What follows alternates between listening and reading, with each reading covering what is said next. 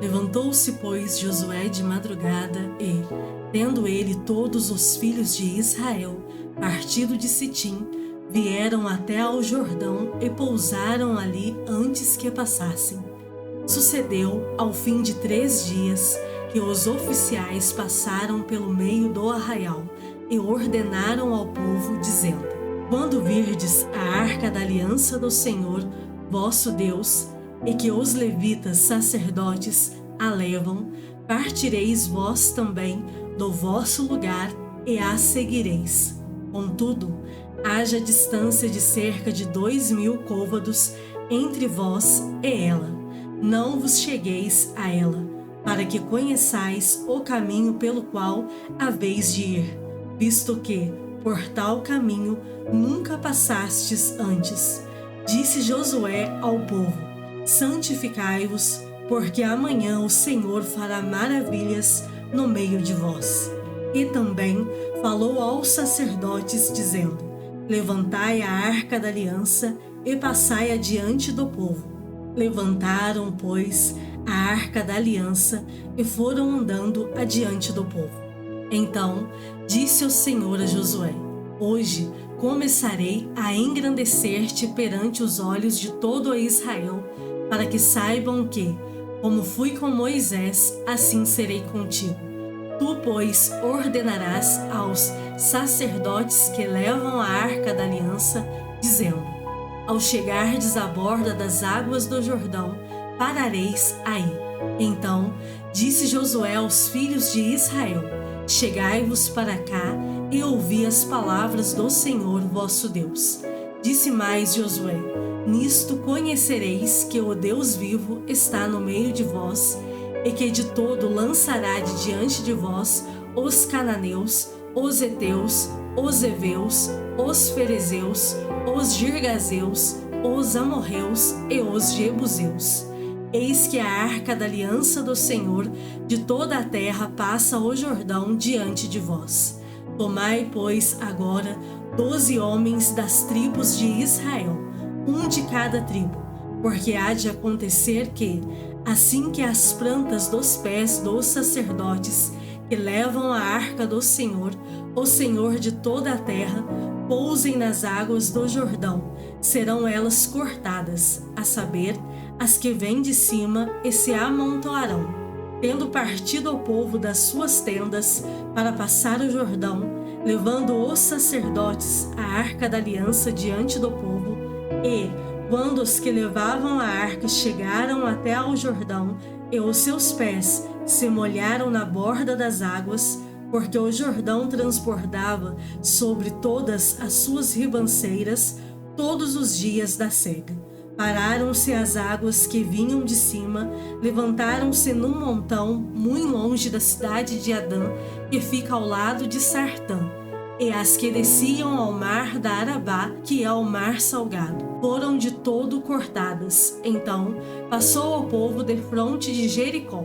Porém, os sacerdotes que levavam a arca da aliança do Senhor pararam firmes no meio do Jordão, e todo Israel passou a pé enxuto, atravessando o Jordão. Josué, capítulo 4. Tendo, pois, todo o povo passado o Jordão, falou o Senhor a Josué, dizendo: Tomai do povo 12 homens, um de cada tribo, e ordenai-lhes, dizendo: Daqui do meio do Jordão, do lugar onde parados pousaram os sacerdotes os pés, tomai 12 pedras, e levai-as convosco, e depositai-as no alojamento em que haveis de passar esta noite. Chamou, pois, Josué os 12 homens que escolhera dos filhos de Israel, um de cada tribo, e disse-lhes: Passai adiante da arca do Senhor, vosso Deus, ao meio do Jordão, e cada um levante sobre o ombro uma pedra, segundo o número das tribos dos filhos de Israel, para que isto seja por sinal entre vós. E, quando vossos filhos no futuro perguntarem, dizendo: Que vos significam estas pedras? Então lhes direis que as águas do Jordão foram cortadas diante da arca da aliança do Senhor. Em passando ela, foram as águas do Jordão cortadas. pedras. Estas pedras serão para sempre por memorial aos filhos de Israel. Fizeram, pois, os filhos de Israel como Josué ordenara, e levantaram 12 pedras do meio do Jordão, como o Senhor tinha dito a Josué, segundo o número das tribos dos filhos de Israel. E levaram-nas consigo ao alojamento e as depositaram ali. Levantou Josué também 12 pedras no meio do Jordão, no lugar em que, parados, pousaram os pés os sacerdotes que levavam a arca da aliança, e ali estão até ao dia de hoje.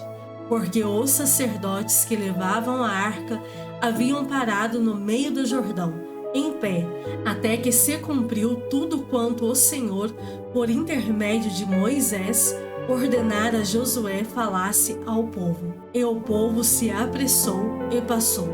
Tendo passado todo o povo, então passou a arca do Senhor, e os sacerdotes à vista de todo o povo. Passaram os filhos de Ruben e os filhos de Gade e a meia tribo de Manassés, armados na frente dos filhos de Israel, como Moisés lhes tinha dito. Uns 40.000 homens de guerra armados passaram diante do Senhor para a batalha, as campinas de Jericó. Naquele dia, o Senhor engrandeceu a Josué na presença de todo Israel, e respeitaram-no todos os dias da sua vida, como haviam respeitado a Moisés. Disse, pois, o Senhor a Josué: dá ordem aos sacerdotes que levam a arca do testemunho que subam do Jordão. Então ordenou Josué aos sacerdotes, dizendo: subi do Jordão. Ao subirem do meio do Jordão, os sacerdotes que levavam a arca da aliança do Senhor, e assim que as plantas dos seus pés se puseram na terra seca, as águas do Jordão se tornaram ao seu lugar e corriam, como dantes, sobre todas as suas ribanceiras. Subiu, pois, do Jordão o povo no dia 10 do primeiro mês, e acamparam-se em Gilgal, do lado oriental de Jericó. As 12 pedras que tiraram do Jordão, levantou-as Josué em coluna em Gilgal, e disse aos filhos de Israel: quando, no futuro, vossos filhos perguntarem a seus pais, dizendo: que significam estas pedras?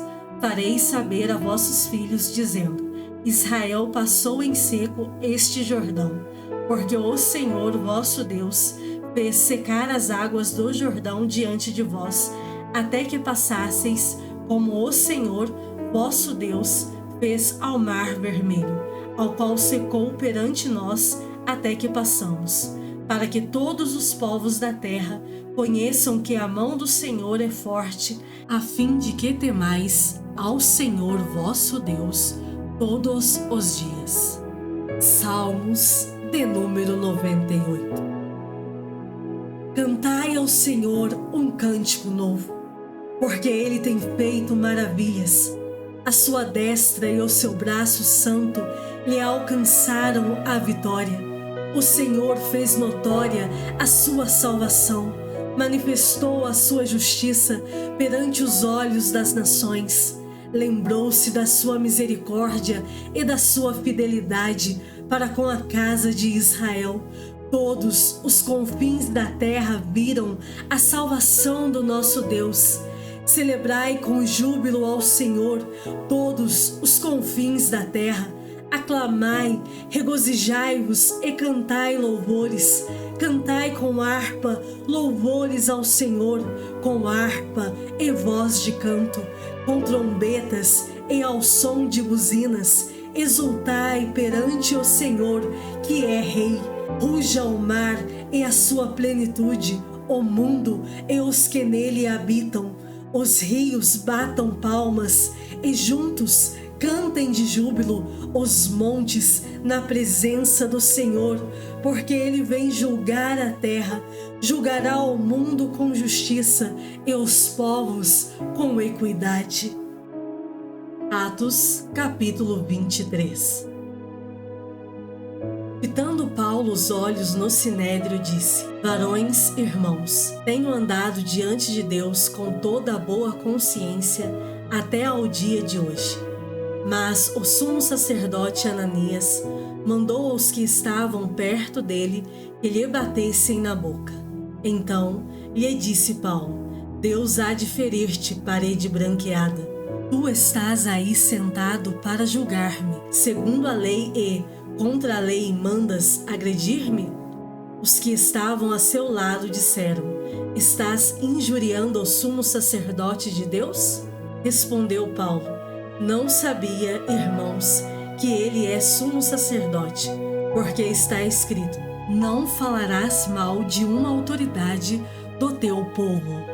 Sabendo Paulo que uma parte do sinédrio se compunha de saduceus e outra de fariseus, exclamou: Varões, irmãos, eu sou fariseu, filho de fariseus. No tocante à esperança e à ressurreição dos mortos, sou julgado. Ditas estas palavras, levantou-se grande dissensão entre fariseus e saduceus, e a multidão se dividiu. Pois os saduceus declaram não haver ressurreição, nem anjo, nem espírito, ao passo que os fariseus admitem todas essas coisas.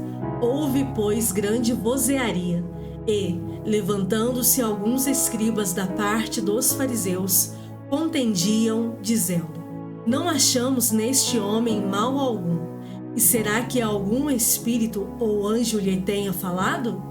Tomando vulto a celeuma, temendo o comandante que fosse Paulo espedaçado por eles, mandou descer a guarda para que o retirassem dali e o levassem para a fortaleza. Na noite seguinte, o Senhor, pondo-se ao lado dele, disse: Coragem, pois do modo por que deste testemunho a meu respeito em Jerusalém, assim importa que também o faças em Roma. Quando amanheceu, os judeus se reuniram e, sob anátema, juraram que não haviam de comer nem beber enquanto não matassem Paulo. Eram mais de 40 os que entraram nesta conspirata. Estes, indo ter com os principais sacerdotes e os anciãos, disseram: Juramos, sob pena de anátema, não comer coisa alguma enquanto não matarmos Paulo. Agora, pois, notificai ao comandante, juntamente com o sinédrio, que vô-lo apresente como se estivesseis para investigar mais acuradamente a sua causa. E nós, antes que ele chegue, estaremos prontos para assassiná-lo. Mas o filho da irmã de Paulo, tendo ouvido a trama, entrou na fortaleza e de tudo avisou a Paulo.